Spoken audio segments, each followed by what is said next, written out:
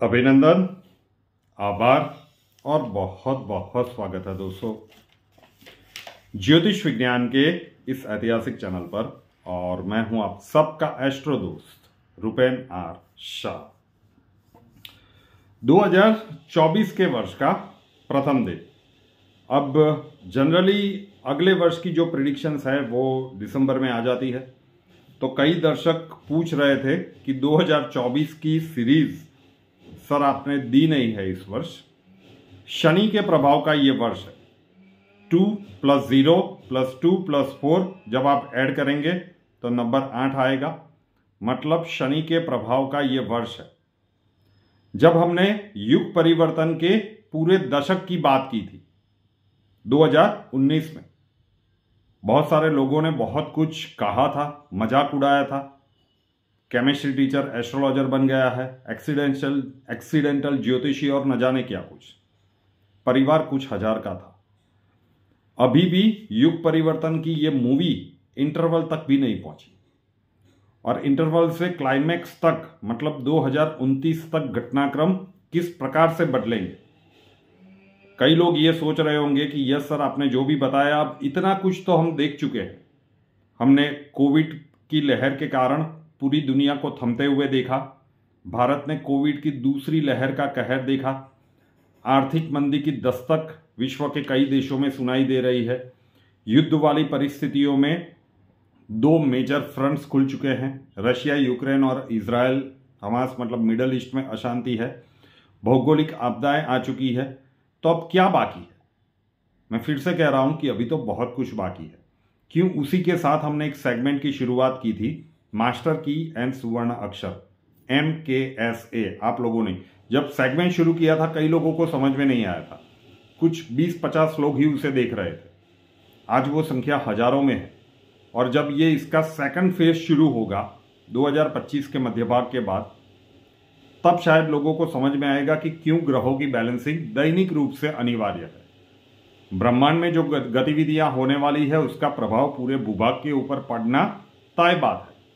लेकिन अगर दैनिक रूप से हम ग्रहों को बैलेंस करते रहे, जो MKSA में हम करवाते हैं, पूरे विश्व में से हजारों लोग कर रहे हैं, लेकिन परिवार ही यहाँ पे लाखों का है, तो अभी भी ऐसा लगता है कि शायद पूरी तरह से उसका अर्थ नहीं समझा पाए।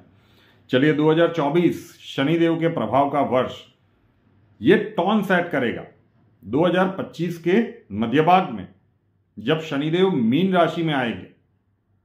हमारे गुरु अच्युतानंद जी ने जो भविष्य मालिका में कथन कहा है, उसमें बहुत सारी चीजें जब शनिदेव मीन राशि में आएंगे उसके बारे में कहा गया है। वैसे शनिदेव किसी भी राशि में हर 30 वर्ष के बाद आते हैं, तो इससे पहले भी आए थे। कई लोग ये लॉजिक लगाने की कोशिश कर सकते हैं, तो ऐसे तो जो भी घटनाक्रम बने हैं वो आज से पहले भी बने ही होंगे, लेकिन 2020 से 2024 में अप्रत्याशित घटनाक्रम हुए हैं। तो इस बार का शनिदेव का ये राशि परिवर्तन जो 2025 में होगा, वो भी अप्रत्याशित परिणाम पूरे विश्व में लेकर आने वाला है। उसका टॉन सेट होता हुआ 2024 में नजर आएगा। 10 सुपर प्रिडिक्शंस की हम बात करेंगे, सबसे बड़ी भविष्यवाणियां। हो सकता है आज की तारीख में ये सारी चीजें कल्पना से बिल्कुल परे लगे, लेकिन 2024 के अंत भाग में इस वीडियो को फिर से एक बार देखिएगा, लाइक करके सेव करके रखिएगा और एसेस कीजिएगा कि जो कुछ भी अब इस वीडियो में हम कहने के लिए जा रहे हैं उसमें से कितने घटनाक्रम कब और किस तरह से आकार लेते हैं। तो शुरू करते हैं 2024 की 10 सुपर प्रिडिक्शंस। प्रिडिक्शन नंबर 1, 22 जनवरी 2024, राम मंदिर की पुनः स्थापना का वो ऐतिहासिक दिन। सनातन धर्म की सबसे बड़ी जीत का यह दिन है। सनातन धर्म का डंका विश्व में बजने का ये शंखनाद है, और 2024 में इसकी खबरें भी आपको सुनने को और देखने को मिलेगी। 22 जनवरी 2024 को जैसे ही राम मंदिर का पुनः उद्घाटन हो जाएगा, उस ऐतिहासिक दिन से वो स्विच ऑन हो जाएगा, और 2024 के अंत भाग से पहले विश्व के अनेक देशों में पुनः स्थापना के बहुत बड़े मंदिरों के खातमुहूर्त के, या फिर मंदिर तैयार हो गए हैं उनके उद्घाटन के, ये समाचार आपको सुनने को मिलेंगे। ये छोटे मोटे मंदिर नहीं होंगे, ये भव्याति भव्य मंदिर होंगे। उसमें आप मुस्लिम कंट्रीज भी गिन सकते हैं, उसमें आप पश्चिमी देश भी गिन सकते हैं, लेकिन विश्व के अलग अलग देशों से ये खबरें 2024 में सुनने को और देखने को मिलेगी। सनातन धर्म के विस्तार की शुरुआत का वर्ष रहेगा 2024। प्रेडिक्शन नंबर 2, महाराष्ट्र की बात करते हैं। वैसे 2022 में भी हमने कहा था, एनसीपी के कदावर नेता शरद पवार जी के लिए हमने कहा था कि ये समय उनके लिए विपरीत है, और उसके बाद एनसीपी के साथ जो घटनाक्रम हुआ, कोइंसिडेंटली जब प्रेडिक्शन डाली गई थी उसके 2 दिनों के बाद ही वो घटनाक्रम हुआ था। लेकिन स्पेशली 2024 उस प्रेडिक्शन में भी हमने कहा था कि समय अंतराल लंबा है, 2025 के मध्य भाग तक एनसीपी पूरी तरह से बिखर जाएगी। टूट तो उसमें पड़ चुकी है, लेकिन 2024 का ये वर्ष शरद पवार जी के लिए और उनकी राजनीति के लिए बहुत ही कठिन दिख रहा है। मोस्ट नेगेटिव ईयर प्रोबेबली, राजकीय रूप से अगर हम देखें तो शरद पवार जी के लिए महाराष्ट्र की राजनीति में और देश की राजनीति में जिनकी भी इतनी पैठ थी सालों से, वो ध्रुमिल होती हुई नजर आएगी। ये समय अंतराल बहुत नेगेटिव दिख रहा है शरद पवार जी के लिए। तीसरी प्रेडिक्शन भी महाराष्ट्र के संदर्भ में ही है। उद्धव ठाकरे जी के लिए 2024 का वर्ष और 2025 का वर्ष, आने वाले 2 वर्ष बहुत ही ज्यादा नेगेटिव दिख रहे हैं। उद्धव ठाकरे जी के लिए महाराष्ट्र का जब आखिरी विधानसभा का चुनाव था, इसी यूट्यूब चैनल पर प्रेडिक्शन किया गया था, जो बाद में बहुत सारी जगह पे आपने देखा भी होगा। तब कहा गया था कि उद्धव ठाकरे ही सीएम बनेंगे, उनके सर पे ही ताज सजेगा। वो तो चुनाव भी नहीं लड़ रहे थे। देवेंद्र फडणवीस जी ने मुख्यमंत्री पद की शपथ भी ले ली थी, फिर भी हम अड़े रहे थे कि विपरीत राजयोग बन रहा है, ताज तो इनके सर पे ही सजेगा, शासन तो इनके हाथ में ही आएगा। और जिस दिन उन्होंने शपथ ली थी उसी रात को एक प्रेडिक्शन की गई थी कि ये जो खिचड़ी सरकार है ये अपने 5 वर्ष पूर्ण नहीं कर पाएगी। उसके बाद जिस प्रकार की गतिविधियां बनी, कई लोग पूछ रहे हैं कि सुशांत सिंह के केस में क्या होगा। 2024 और 25 का वर्ष उस केस के संदर्भ में भी बहुत महत्वपूर्ण रहेगा।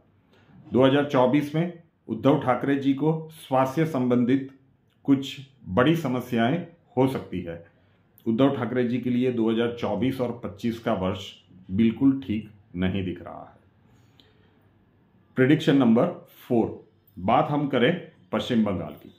कई सारे दर्शक पूछ रहे हैं कि इतनी सारी प्रेडिक्शंस आपने की, आपने ममता बनर्जी के लिए भी प्रेडिक्शन की थी। जिस दिन उन्होंने, वैसे लास्ट टाइम जब इलेक्शन हुआ था तब हमने ये प्रेडिक्ट किया था कि ममता बनर्जी हार जाएगी, लेकिन हमारी वो प्रेडिक्शन गलत हुई थी। उसी रात को एक प्रेडिक्शन की गई थी जब इतनी मेजोरिटी के साथ ममता दीदी की सरकार बनी थी। उसी रात को एक प्रेडिक्शन की गई थी कि नवंबर 2023 तक कुछ राजनीतिक घटनाक्रम ऐसे बनेंगे कि ममता बनर्जी की सरकार संकट में आ जाएगी। कई लोग पूछ रहे हैं कि और सरकार का पतन हो जाएगा, ये शब्द भी उपयोग में लिया गया था। अलग अलग रूप से राजनीतिक संकट उनके लिए बढ़ा, इतने सारे पैसों के भंडार उनके मंत्रियों के पास से मिले, लेकिन येन केन प्रकारण ममता बनर्जी उस समय अंतराल को सरवाइव कर गई। 2024 का वर्ष और 2025 का वर्ष पश्चिम बंगाल के लिए बहुत ही ज्यादा नेगेटिव दिख रहा है। 2025 का वर्ष विशेष रूप से नेगेटिव रहेगा। उसमें भी मार्च से मई तक का जो समय है बहुत ज्यादा नेगेटिव दिख रहा है। लेकिन 2024 का वर्ष, ये अब हम कह सकते हैं कि पश्चिम बंगाल के लिए मुक्ति की राह या शांति की राह के आखिरी लड़ाई के 2 वर्ष है। और पश्चिम बंगाल के जितने भी आम जनमानस है उनको ये लड़ाई लड़नी ही पड़ेगी। उनको डिसाइड करना पड़ेगा कि अब क्रांति करनी है, शांति के लिए क्रांति करनी है। अब खुल के नहीं बताऊंगा, उसके ऊपर एक अलग वीडियो लाने की कोशिश करेंगे। लेकिन 2024 और 25 ये दोनों वर्ष पश्चिम बंगाल के लिए बहुत ही ज़्यादा नेगेटिव दिख रहे हैं। वहाँ पे स्थितियाँ बहुत ही विपरीत बनने के संयोग है।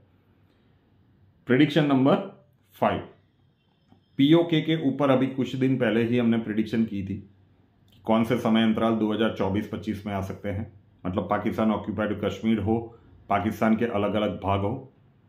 ये 2024 और 25 का वर्ष, मैं 24 और 25 दोनों कह रहा हूं, बहुत ही क्रिटिकल दिख रहे हैं।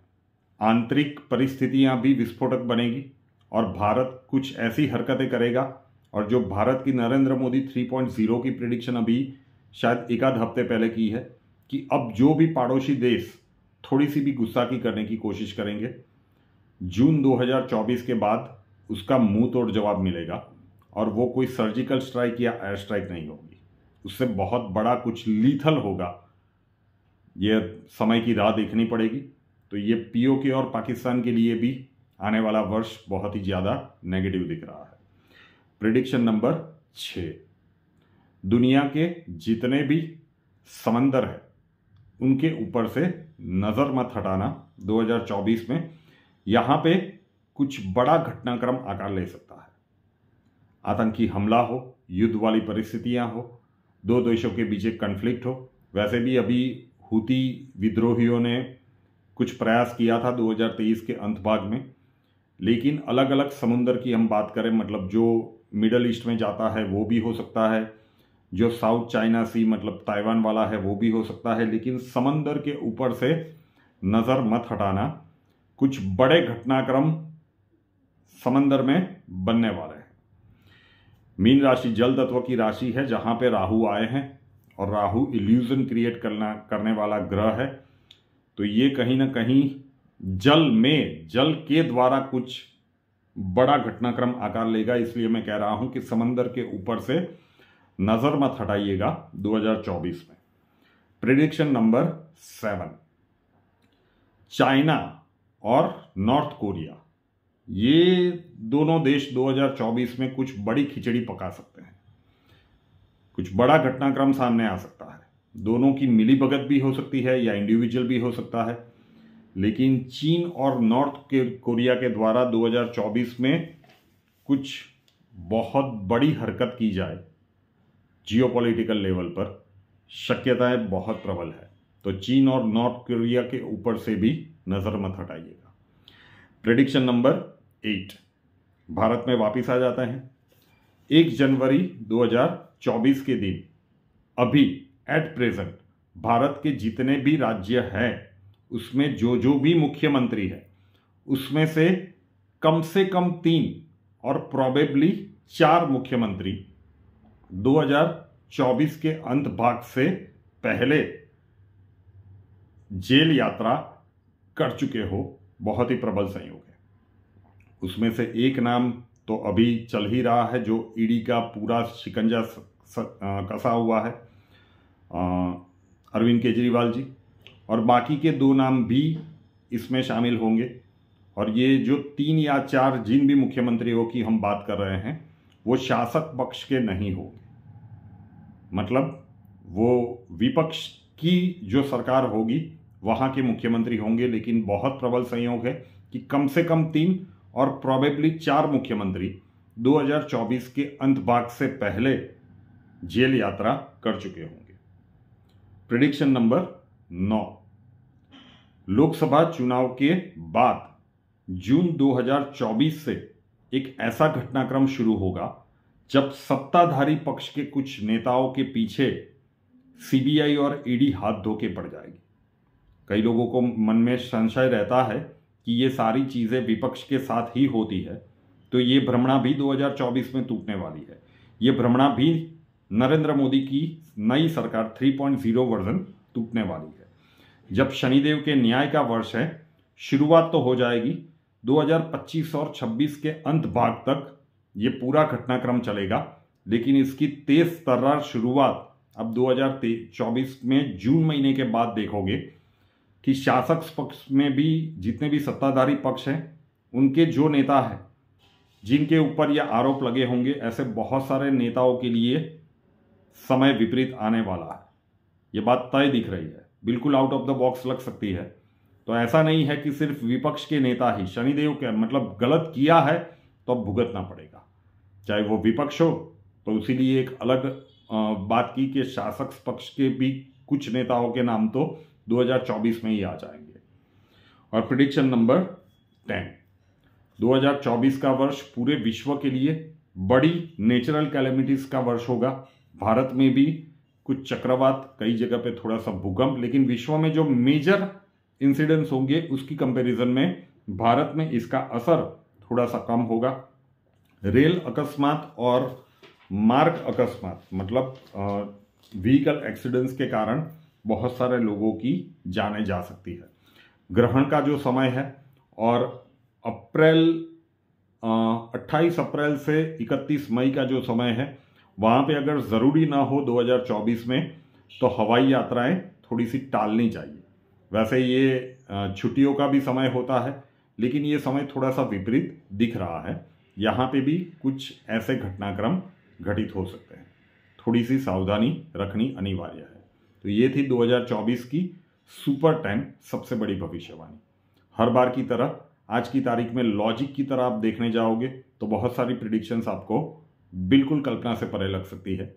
शुरुआत में भी कहा, आज भी कह रहा हूँ, इसे लाइक करके रखिए, सेव करके रखिए।